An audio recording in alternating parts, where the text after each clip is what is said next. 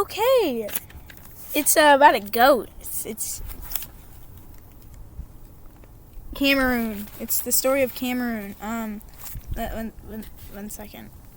So there was the animals involved. It was about a girl who shooed away a goat, and then because she was doing grain, and then the goat came up and tried to eat the grain, and then she shoot away the goat, and the goat came back and she let her eat, and then the goat, for doing that, he told her that a big flood was gonna happen, and that the whole entire town was gonna get destroyed, and then she took her brother and her things, and they left, and when they looked behind them, their entire town was flooded. So, it's kind of sad.